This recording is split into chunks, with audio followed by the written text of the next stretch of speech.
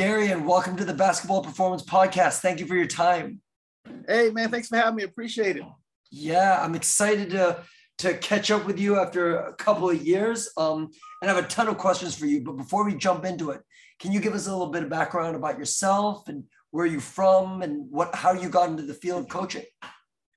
Well, man, I'm 56 going on 57. So that's a long story in a sense. But for the most part, I got into it, because I thought I could make a difference in everything. But the biggest thing is just being, as a collegiate coach and everything, just running into obstacles and walls about doing it this way, doing it this way, doing it this way, and nobody's getting better. So I'm like, why do we keep doing this way if nobody's getting better?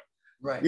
So it was just a matter of, when I decided to strike out on my own, to say, okay, I'm done with this. Let me strike out on my own and go for broke, is how I kind of got into what I'm doing now. It was just, like I said, a lot of times, people try to critique me online about he don't coach anybody. Well, I did, and I didn't like what was going on. I was a college coach. I was a college head coach. I was assistant coach. I got All-Americans. I got national qualifiers. I got Olympic trial qualifiers. Got it all. Work with Olympians. Got it all. So it's one of those things where, but I didn't like being, the thing with me about I like diversity. And so I didn't like thinking that speed only applied to just track. Right. I didn't like that. If you look at people in the speed world, they got one thing, track it, And so, now I'm into, musicians, I'm into a variety of sports, all kinds of stuff now, because, even somebody sent me something yesterday. I forget. Somebody sent me something yesterday about chess and how they play fast. Right. So that's kind of, what, and like even with basketball, you got to be fast, period. With dribbling the basketball, going to the hoop, shooting the shot, whatever the case, jumping, there's nothing slow about the game. Right.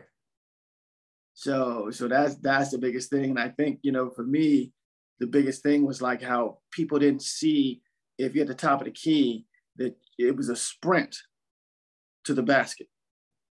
We think that sprint is just 100 meters or 40 meters or, no, that dude that just went from here to there, that's a sprint. He didn't take his time getting to the hole. he got there. Yeah, for sure. So as a track and field coach, what are some of the misconceptions that you may see with, like, say, basketball performance coaches when they say, well, Darian, you're in the track and field industry or field. I mean, how does that really apply to what we do? I mean, obviously there's a component of speed, but in many ways, basketball is a much more open sport than track and field. How can we take principles from track and field and apply it into making better basketball players? Well, the whole thing is that both of them involve running, and good basketball players run well. I mean, no matter you look at the James Harden, the LeBron James, whoever you're looking at, Luka Doncic, whoever you're looking at, they run well. Now, and the thing about what people confuse is how do I run better? If I run better, I can be faster at it, and that's the thing but the biggest thing that people miss out on, because we don't talk about it in track and field, is the technique of running. Mm-hmm. And so everybody misses that, because everybody think like, there's no technique to it. And people say, my mechanics. Well, your mechanics is how you look. It's not really the technique of it. And so what they're really missing out on is the technique of running, And to me, the technique is, what am I doing and how am I doing it? When am I going to do it? And if I take somebody like a Morant and stack them up against somebody coming out of the blocks, it's going to look the same. Huh. Even with the ball in his hand, right? Even with the ball in his hand, it's going to look the same, And then if I attach up the technique to it, to what, when, and how, it's going to be similar. Okay. Elites are elites. They don't, that's what people don't understand. Elites are elites. Right. And so elites athletes do things that are very common to one another, regardless of the sport. Right. But the problem is everybody thinks their sport is special. Right. Even like, no matter what sport you're looking at, everybody thinks that, but moving is not special to a sport. We only got so many ways to do anything in the first place, So if you start. So why would your start being different than the track start or the baseball start? Or, just like we talk about go down. If you look like a shortstop in baseball, when he gets ready to field the ball, his first action is what? Go down. Look at somebody getting ready to dribble. What's the first thing they do? Go down. So once again, these are two sports, two elite athletes. They have the same common thing: go down to go forward first. Nobody stands up. So why would I train to stand up when everything's about go down? That's awesome, because you touched on something there, and I want to just have you elaborate a little bit on it. You're talking about running well. Can you give us some examples of what that actually means? Because to everybody, everybody's built a little bit differently. Everybody's injury history might be a little bit different. Everybody's maybe restricted in some parts of their body. Can you give us examples of common things of what running well means? Yeah, well, the biggest thing running well means is how you're going to coordinate these levers. And a lot of times I talk about levers, and people go, "You talk about levers?" Yeah, but that's what we are. We're a collection of levers. And I got to coordinate maybe 3 different levers at the same time. Think about in just a simple run. I got a lever from the foot to the ankle. I got another lever from the ankle to the knee. I got another lever from the knee to the hip. I got another lever from the hip, back down to the knee for the hamstring. You know what I'm saying? So you're talking about there's 4 levers in function at that point in time. How well I can coordinate those 4 levers is well. Mm-hmm. Mm-hmm. For them to work together, is that what you mean? For them to work in unison? Not in unison, but just how am I going to coordinate them? Whether it's simultaneous they're working, whether it's in sequence they're working, whether it's this one at this one. So how am I going to coordinate these things to get them to do what is best? Just like we may talk about, and for instance, the thing about levers is this here, and this is something we're going to talk about. I got a lever webinar coming up, but one of the things we're going to talk about is not class 1, class 2, or class 3 levers. What we're going to talk about is a lever gives you fast or slow. A lever gives you strength or range. It can only do one of those things at a time. It can't do them both at the same time. So how does the body make you fast and slow at the same time? So how does it give me strength and range at the same time? So the better you get those things to coordinate, that's what well is. Mm. Mm. And so that's the hard part people understand is that, like I said, a lot of times people, and these, people can be mad at me about velocity-based training. Well, the whole thing about it is this here. If you have a lever and you have a heavy load on, it's going to move slow no matter what you do. If you remove that load, you're going to move fast. So the lever dictates the speed. Right. You put a load on it, there's nothing you can do about it, So you have these things, you go, well, how does, and so when you talk about this, like people, and part of even understanding this is go back one step to say, I have to understand what's being accelerated in the first place to understand how to get to well. So a lot of times people don't even know what's being accelerated. But whether I am a track athlete or a baseball player or a basketball player, what is being accelerated? A lot of times we use that equation, mass, force equals mass time acceleration. So they count the whole body. Mm. But you got levers. So you can't count the whole body because I got these joint segments. Doesn't work that well. It's like people talk about, doing pogos. Well, the only problem with doing pogos is the knee bends, the ankle bends.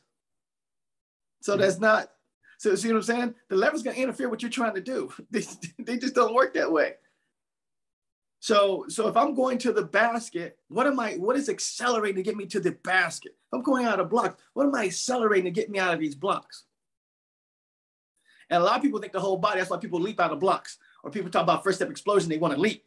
Well, you're trying to accelerate the whole body, and that's not the best way to go. Right. Because you got levers involved in this whole process. And so anytime, think about it, if you try to press the ground away, what's going to happen at the ankle joint? It's going to move. So whatever you applied to the ground didn't apply to the whole body because the ankle joint moved. So you get back to this whole thing. What is being accelerated? And that's once you understand that part, well becomes easier and easier and easier. And all of this stuff even correlates to things that we may do on the defensive end, say, for example, when it comes to lateral movement. Is that right? Yeah. Same thing, because, becomes that thing of just like, if I want to move laterally, people think there's special muscles involved in that. but the same muscles that move you forward move you laterally. It's the same muscle. The only thing changes the action at the foot. So, but once again, we made this movement special, and it's not a special movement. It just understand instead of being accelerated this way, I'm being accelerated this way. So once again, what's being accelerated? And I'm not going to answer that question. I'm just going to keep that out there so people can think about it. But whatever you're trying to accelerate, once again, what are people trying to do laterally? They're trying to accelerate the whole body laterally. That's not efficient. That's hard. And so, but once again, lateral is no special movement than linear. There's nothing special about it. It's just which way is my foot gonna make this work for me now? Right. So go ahead. Sorry.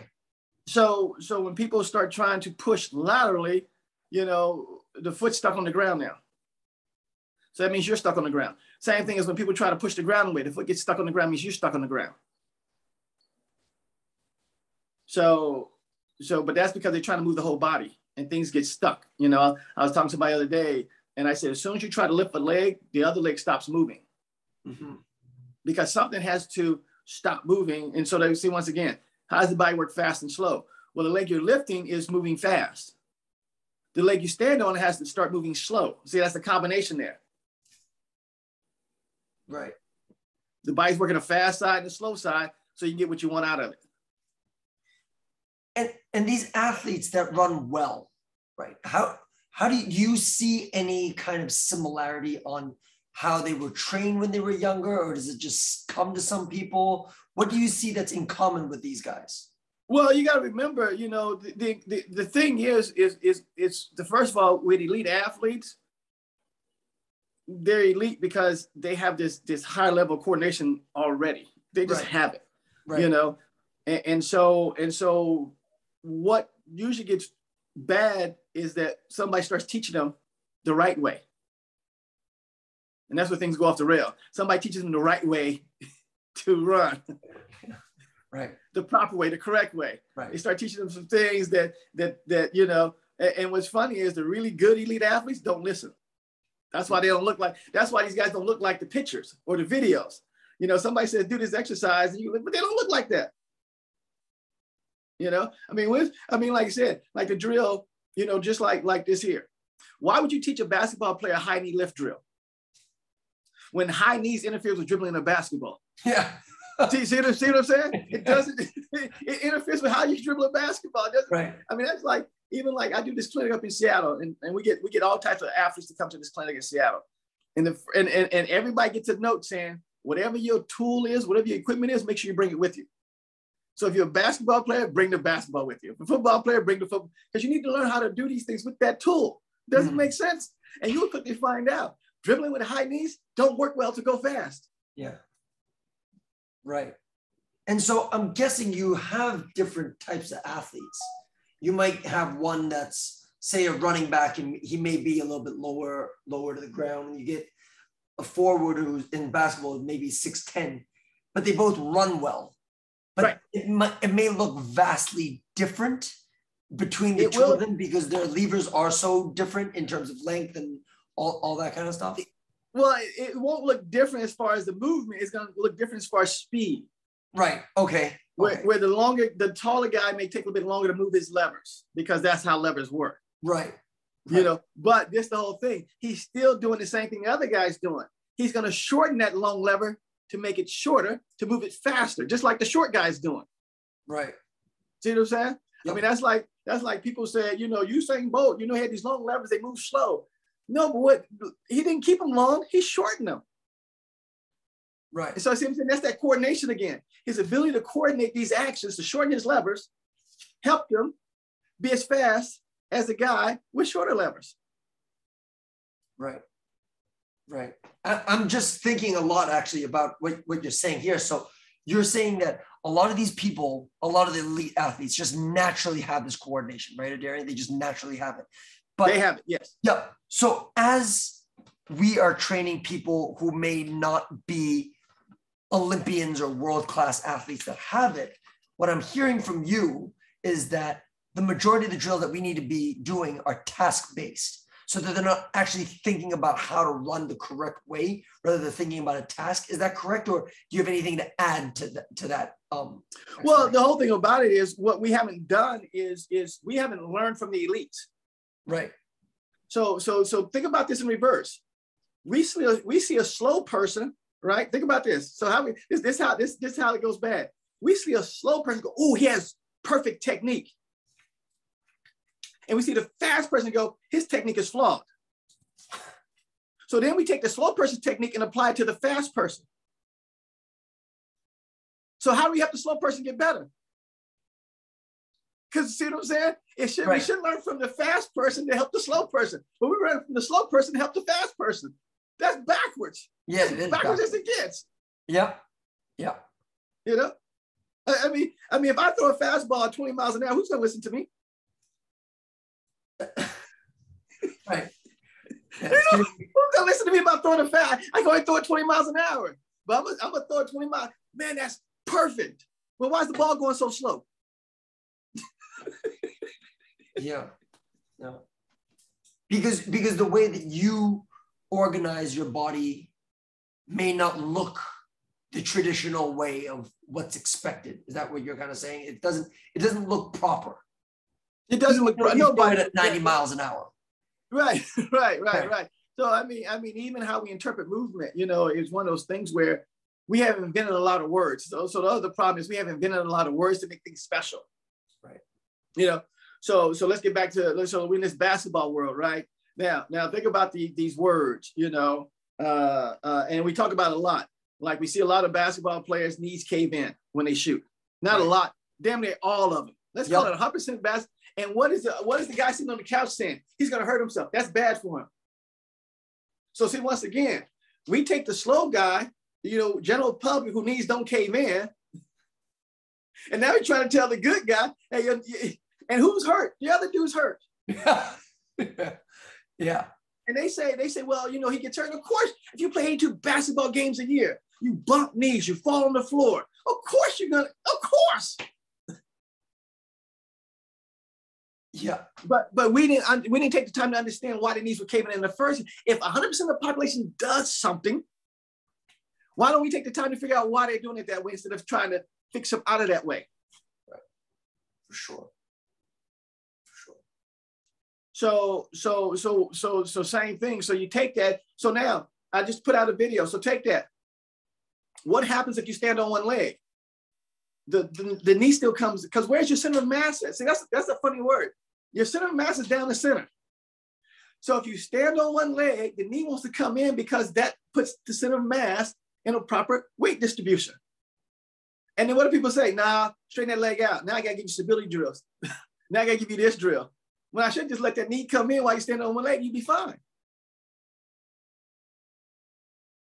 This is really interesting stuff. How do I, okay, then do you believe that a lot of people have the ability to run fast innately? We just have to put them in the right positions or create the right environment for them to do so. Where I'm going with this, Adrian, is how much of it can be subconscious as opposed to conscious learning. Does that make sense? Well, yeah, it makes sense. I mean, the whole thing about it is, everybody can get faster. And that's the whole point, not being fast. Because fast is relative to whatever we're doing at that point in time. Yep. So everybody can get faster. And that's what we need to focus on. How do we get everybody faster? And that could be tremendous in a confined area like basketball, where we know the limits, like I got to get to this ball before it goes out of bounds. See, it's confined, right? Or I got to do this before, I got to get half court before this time is up. So, or from and one of the things that has happened though is this here. If you're playing a team sport like basketball, football, you can only go as fast as the slowest person. Yeah, right. So the slowest person is holding up the whole process, right. Because you're running a play based on timing. One of the things about Stephen Curry is what? He gets to where he's supposed to be really fast. He doesn't get there slowly. He gets there really fast. And that's why the defender has a hard time catching up with him, because he's getting there fast. He's sprinting the way he has to go. And in 1 minute, he could be walking. Next minute, boom, he's where he needs to be at. But the timing's there. Everybody knows this dude's going to be here on time. But if we substitute somebody else in for Stephen Curry, who moved a little bit slower, guess what? The offense has to adjust because he ain't going to be there. Right. So that's one thing, like if you talk about team sports, when you concentrate on one individual, when you need to concentrate on the whole team, whoever the slowest person is, they need to get faster. Right. If I'm the fastest, I don't need to get faster. The slow person needs to catch up with me. But they never have that type of training in a team sport environment. They have, now we're down to the tasks. We're gonna do these high knee drills.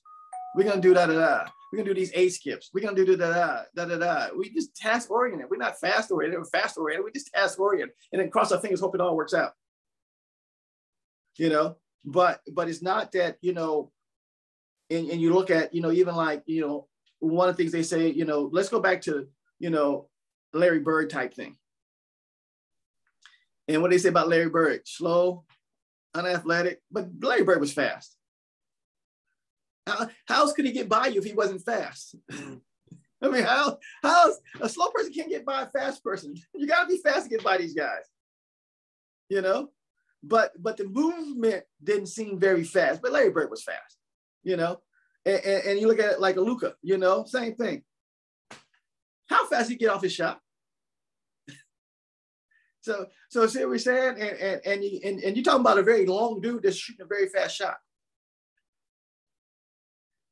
So people have to open this context of what fast is in the first place. That becomes the first thing. What faster is in the next place. And so if I have somebody that's running at this pace, can I make them faster? Sure, you can.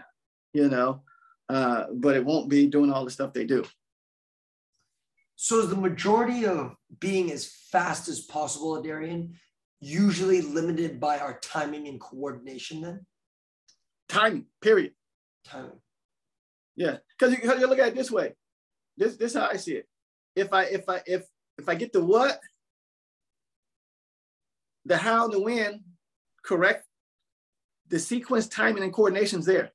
Hold on. Can you explain to everyone what that means? The how, the what, the when? Like, what do you mean by that? So that's technique. So what am I doing and how am I doing and when am I going to do it? A lot of times when people teaching you something, they never teach you when to do it. Are you talking about like context of what's going on in the game, or my body moving the way your body moving? So okay, so we talk about, so you're talking about your body moving, So nobody never tells you like, they tell you, okay, I want you to do this. This is how I want you to do it. If they tell you how they want you to do it. I was watching the track practice the other day. The guy says, you need to move your hip faster. He never said anything else. Didn't tell the guy how to do it. Didn't tell him when to do it. Just tell him I need this. And the guy takes another run and another run and another run. By the time he got to that's what I'm talking about. What are you talking about, dude? What does he know you're talking about? He took 5 runs at this before he got it the way you see what I'm saying? Hmm. That becomes the context of things is he was never given technical instructions. He was just told what to do, which is much different.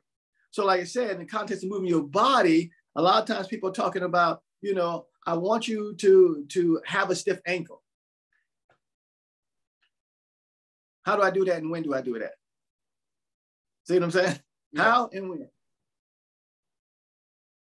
So we get into these same things. So first step explosion, how does that look? First step explosion. How does that work? How do I do that? So if you ask somebody, so like basketball, I see these videos all the time. Your first step explosion. If I was to ask you, being a basketball player, how does somebody do that? How would you describe that to me? The first step explosion? Yeah. It's usually, it would look like someone like coming out of the blocks or to get by someone, like my first push in order to get to my first step. Okay. So your first push, how do you do that? It's usually with the back leg, whichever leg is in the back. See what I'm saying? When are you going to do that? You mean in basketball? Yeah, I'm just, but see what I'm saying? See how the conversation going on already? Yeah. That's what people are told to do. You know, Right. that's about as ambiguous as it gets. They don't have anything to work with. I want you to push off your back leg when you want me to push off of it. Right. Yeah. How hard do I push it? Do I push light? Do I push? See what I'm saying? So much information missing. Right. But this is what we're teaching people and expect them to be better. Right. And so who gets it? The elite, because they already knew it. Who doesn't get it? The non-elite, because they, you know what I'm saying? Because we didn't help them. Yeah. Okay. So now, could this non-elite kid be better? Sure, we gave him some better help. Yeah. You know, everybody named mama now can drill a basketball with their left hand and right hand. Everybody named mama can lay up the ball with their left hand and right hand now. So who's the better guy now? The faster guy still gonna be the better guy. Right. How much of your coaching is in the beginning internal, like talking about body parts and where your focus is, and as opposed to like focusing on your environment and thinking about what you need to be doing in terms of the task?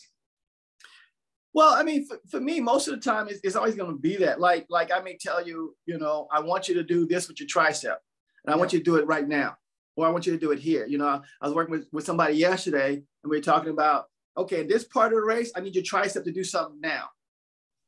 In this part of the race, I need to do it a little bit later. You know, so see, they're getting some information like, okay, here. So now the task, the strategy is being mapped out.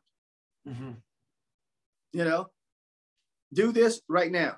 Do this later. Do this here.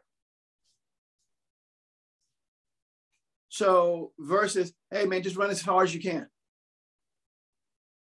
Run faster. How am I supposed to run faster if you give me no instructions on how to do it?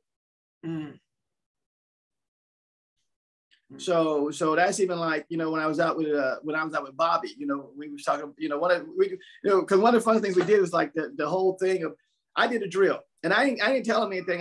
We had the dummy set up, and I told the guys, hey man, I want you to cut around this thing as fast as possible and stay as close to it. Don't go wide, you know. And how many people think really accomplish the task of going around this thing as fast as possible and don't veer away from it with no instructions? And they looking at me, I'm not a basketball player. They watching me bounce that ball and stay close to this thing and go fast. And then they try and they slide out to the right, slide out. You're drifting away from it. But once they got the instructions, no problem. Okay. So I mean, it's like anything else. How many people are taught to cut a screen but never given instructions on how to do it? Get as close to the man as possible. Huh? That's all you're gonna tell me? You want me to cut around this screen but not veer away from the screen? See, I'm running fast. But if I'm running fast, how do I make this turn, not veer away from this screen? How do I not slow down? How do I catch? See, there's so much going on that involves just the running portion of it. So if you don't run well, what's that going to look like? You trying to cut around this screen? It's not going to look very well either. Right. Interesting. Very interesting. So I'm curious, if you have a new guy come to you and he's looking to get faster, what are some of the things or the assessments that you're going to look at to see like a baseline of what he needs to get better at? The only thing I'm going to look at, if he pushes or doesn't push. If he pushes, I'm going to stop him from pushing. Pushing is the worst thing ever invented for us. It's the worst thing. Because you can't, that's when people talk about deceleration. If you push, you got to train to decelerate. If you don't push, you don't have to train to decelerate. It's two different factors in there. You know, just like, you know, people say push into something. Well, the whole problem about pushing is you at the mercy of momentum because you have too much of it now. And now you're trying to defeat your momentum that you just created. So the whole thing is you have to learn how not to create that a lot of momentum in the first place. You know, if you ain't gonna take one dribble and stop and do a pullback, why are you trying to push? See what I'm saying? Because you're gonna overrun the mark. So that's usually what I look for. Do they rise up on their tippy toes? Do they push off the ground? They're doing that. It's like, okay, we're gonna change this right away. And 10 minutes later, guess what you are? Faster. That's very interesting. And I'm guessing if they push rather than pushing, you get them into a pulling movement. Is it something? It's not even a pulling movement. It's just how the whole thing about leverage. Leverage is the coolest thing ever invented. It's just how do you use your leverage better? You know, I mean, it's how do we use these things better? You know, how to you know, because same thing. What's one of the things that people, you know, like you said, if I want to stop, I'm going to put one leg out in front, I'm going to turn my foot sideways, right? Now, if I put the leg out in front of me, turn my foot sideways, that means I'm going to stop. But in order for that to work, I can't put a whole lot into that in the first place. If I put a whole lot into that, I'm going to bounce. The foot's not going to stick. It's actually going to take another bounce as you overrun your foot.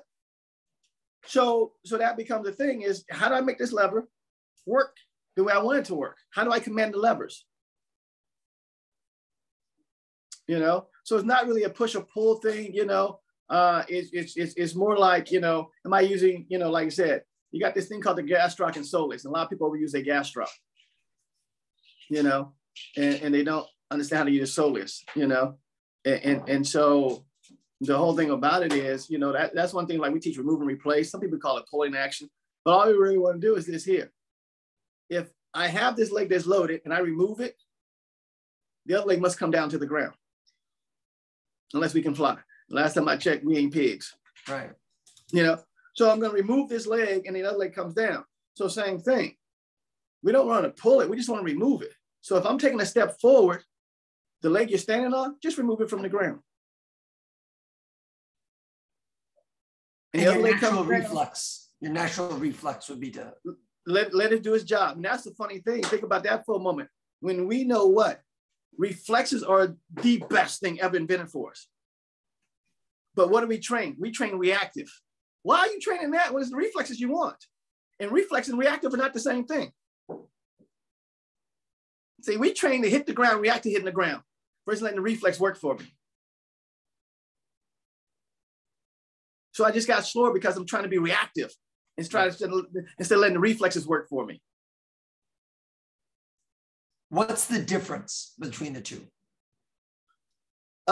Conscious versus subconscious. I mean, who's making the decision? Okay. See what I'm saying? I got to make a decision. My foot hits the ground, I'm going to make a decision to react to his hitting the ground versus my foot hit the ground, the decision's already been made for me. Okay, so that's interesting. How do you give all that teaching and instruction and then let the reflex take over? I mean, you have to set the person up for that to happen. Okay, and would it be like a starting position, or would it be like their environment somehow? Well, let's see. Well, like I said, you have to put, for instance, like I'm working with this guy on his start, right? And so he's been trained to push out of blocks, which is reaction. Right. You know, so I'm going to change the reaction. So this is what we're going to do. Instead of pushing out of blocks, I tell him, hey, pull your hands up, which is a reaction, right? But now what's happened? Because of my reaction, what did I just do? I just destabilized the body. So let the reflex come in to move me out of these blocks now. Or I can be reactive again, and I can try to save my own self and take a step out of the blocks. It's not going to be as fast. Right. But see what I'm saying? You have to set them up for the reflex to come into play. That's the thing about a reflex. Set it up. Because in a sense, he's falling. Is that right? And then yeah, he's falling. Yeah. And what's falling face? What are you doing? You're falling face first. Yeah. What do we know about falling face first? The brain's not going to let that happen. Right. Exactly. Yeah. So the brain already knows. That's one of the things we say, you know, amongst a group of us is we say crash the plane and let figure out, let autopilot save it. So basically, I'll put the plane to a nosedive, let autopilot pull it out of the nosedive. That's reflex. versus me put into a nosedive and then me try to pull it out of a nosedive. That's reaction. Right. It's fascinating stuff. And it makes a lot of sense because it's, in a sense, your body's protection mechanism in order to protect itself, which allows you to move that much faster and be better at sports. Right. Fascinating. It's unbelievable. I mean, if you had a dog chomping at your butt, what are you going to do? Let the reflexes work. Yeah. let them work. Maybe that's the best type of training, right? Maybe that's the best type of training. So you know? we have a couple questions from our listeners that I got in a couple days ago who follow you on social media, and they want to know about the flap, Darian. What is the flap, and what does that do in terms of our body and helping us move better? Oh, well, okay. This is the interesting part. You know, you ever see Michael Jordan's arms? Like yeah, I have. Yeah. You see his triceps? Yeah, they're pretty massive. big. Yeah. And his bicep really tiny. Right. So the flap is the triceps really pushing the arm around. Okay.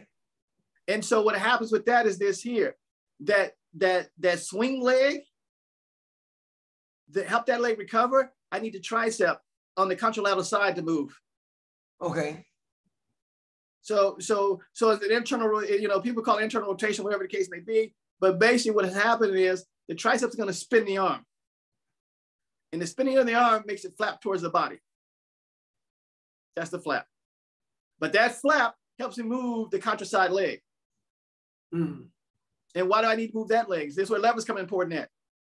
As long as that leg's hanging behind you, it is a weight that's holding you back, because guess what? The hips are trying to move forward, but it can't move forward because there's too much weight on the backside. See how the lever's working now? That lever's slowing you, that weight is slowing you down based on how levers work. So I'm trying to move this leg into a position where this lever can move faster. And I need the help of this arm, the flap, the tricep to make that work. So in a sense, that leg behind you is like, I'm towing it in a sense. It's weight I'm pulling that weight. Right. And you can't, you're going to be slow until that weight gets into a different position, like in front of you. Right. Got it. So see what I'm saying? If you don't understand levers, you miss that part. So when you push, and so guess what happens when people push? That leg gets left behind them. Oh, okay. Yeah, no, I got you. That's interesting. Very, very interesting. Another question of Darian was, why do I need to get into the inside part of my foot in order to be a good athlete? You know, I mean, the whole thing about it is everything's about weight shift. And there is no one thing for everything. If you want to stay in place, put the weight on the outside of your foot. You know, if you want to move, go to the inside. I mean, it's just that simple. People got this thing. People like to put things in conflict, this versus that. And that's how we miss out, because there's always this versus that. Why can't I have both of them? Right. So same thing. If you just dribble the ball, you want to stop, what part of the foot you're going to put down to stop you? The outside part of it. You're going to turn the foot sideways, put all your weight in the outside part of your foot, and you will stop. But now try and go with the same thing. It won't work. In order to go, you got to shift your weight back to the inside. And that's for the acceleration part. So to get into the inside edge of the foot, it's kind of like I'm accelerating. Even if you're running, you want to be there. I mean, you got to, it's where you're going to finish at, because the foot goes from outside to inside anyways. There's no, like I said, if you're static, not moving at all, and don't want to be budged, put the weight on the outside part of your foot and you won't be budged. Okay. But when it's time to move, you have to get off that spot. Gotcha. So you see what I'm saying? People have put this in this, or it's not a this or that. It's when do I need this one and when do I need this one? Again, timing. Time. Makes a lot of sense. It's starting to make a lot of sense.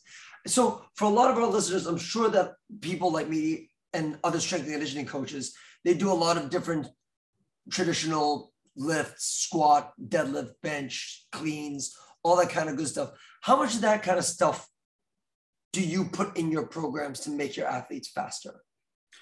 Well, I mean, I put it in, but it's all modified. Okay. you know, just like if say I do a hang clean, you know, I'm going to work on pulling up with my hip flexors to pull my legs off the ground. See what I'm saying?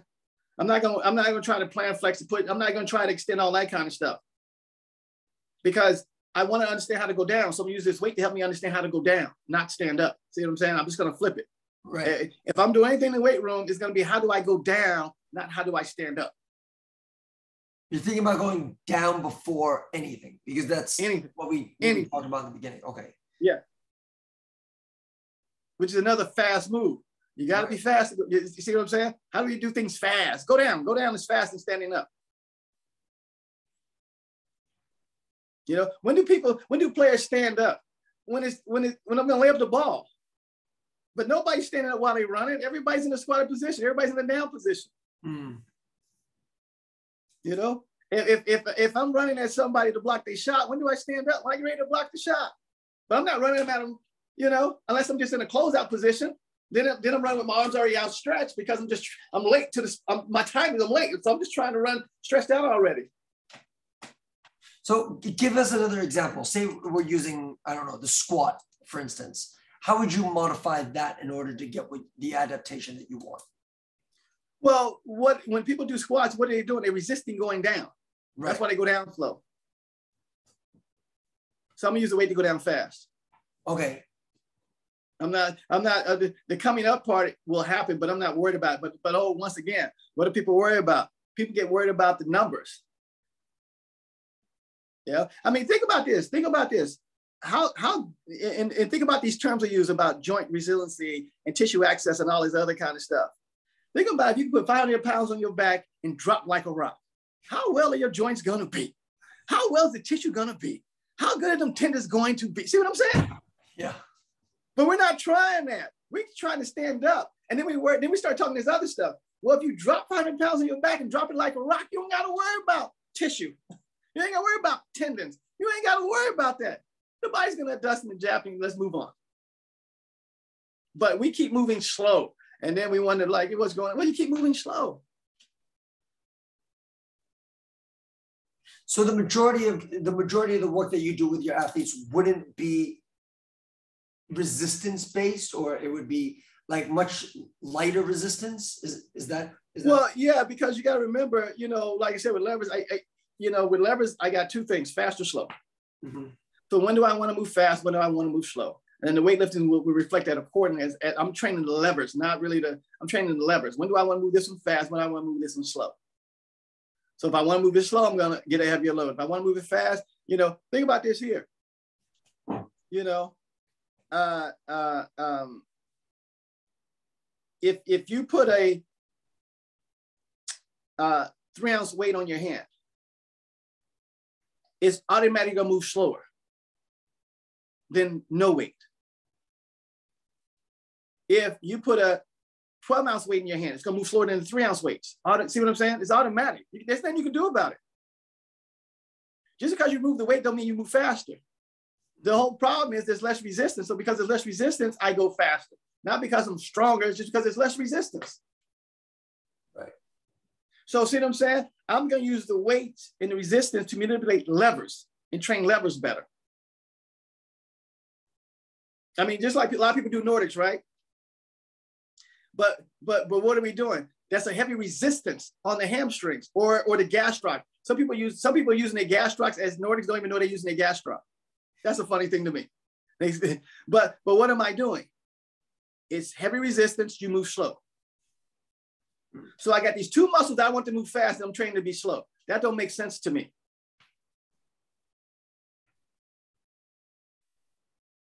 And then what's going to happen? Once you take off that resistance, see, I don't need the strength because so if I'm running, I'm never going to encounter that kind of resistance. But I need this thing to move fast. But I didn't train to be fast. I trained to be slow by thinking I'm going to add resistance to get it stronger. Yeah. I mean, what people forget is this here. The most important thing is this here. If you were working on something, say you had to remove the lug nut on a car tire. Now, one thing you can do is this here. You can get a long pipe wrench, make it easy.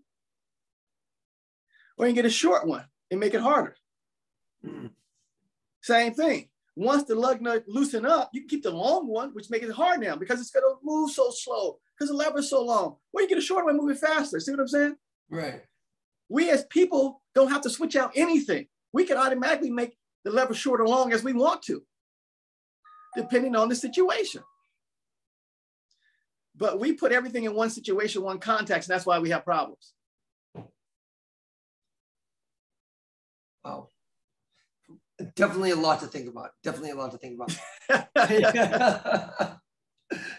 I wanted one of the last questions here, Darian, is I wanted your opinion on feedback. So a lot of the times we give athletes a million different cues. We want to be as precise as possible, but then that leads into a lot of overthinking and their working memory being into overdrive. What's the balance of how much cueing you do and them thinking internally rather than them trying to figure it out themselves? Well, okay, two things, and once again, that popular word, self-organization. How can you self-organize if you're getting constant feedback? So once again, we're in conflict with what we're trying to do. Right. But once again, if the athlete understands what is the task at hand, they'll get it right. I mean, that's like, I was at a softball clinic a couple weeks ago in Louisiana. And so, you tell the pitcher something, the pitcher something, and the first ball she threw went straight into the dirt. All I said is, don't worry about that one. Next one, boom, goes right where we wanted to go. The timing was off. She went so much faster that she threw the ball into the dirt. Right. And so there was no more information for me to give her except throw another one. And let the body fix because we know what we want to do. The timing just changed. So let's adjust now. Let the body do it. And that's what we don't do. We don't give clear tasks, and then we give constant feedback for unclear tasks. And so our job as coaches is that we need to make the task as clear and specific as possible. As possible. Even if there's a lot of things to think about, right? Even if there's it's just managing the dose of information that we're giving to them at one point. Oh, big time. I mean, let's go this way here. Say I'm on the court and I say, hey, I want you to shoot 100 shots in the next 2 minutes. I just want you, I don't care where you shoot them from. You can go into the upper deck if you want to. I don't care. And then as you start shooting your 100 shots, I can't start telling you more information. I just want you to get the shots. See what I'm saying? The task is to get the shots up. Now, if at the end of the task you don't get the shots up, I can say, well, you was too slow to pick up the ball, or you didn't run here fast enough to get the ball. You didn't, but I can't start telling you about how you shooting the ball when that wasn't the task. The task was to get the shots up.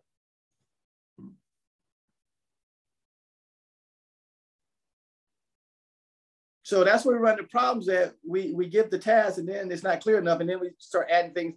Well, that's like Instagram. The funniest thing about Instagram is this here. Nobody stays on task. You can clearly post on Instagram, we're talking about shit that don't stink. And the next person would come in and start talking about, hey, that's a pretty car. What the hell I got to do with shit don't stink? See what I'm saying? Yeah. That's how we are as coaches. We start veering off. So our ability to stay on task. As a coach is the problem. Yes. Right. Awesome. Adrian, thank you so much. This has been awesome. And you've been so generous with your time. Where can people find out more about you, the clinics that you have? I mean, I really want to come to a couple of them. I mean, where can people contact you first? Well, contact me is always, like Instagram is one way, Barr Running on Instagram. And then we have movingfast.com is the website. If you want to find up, that's one website.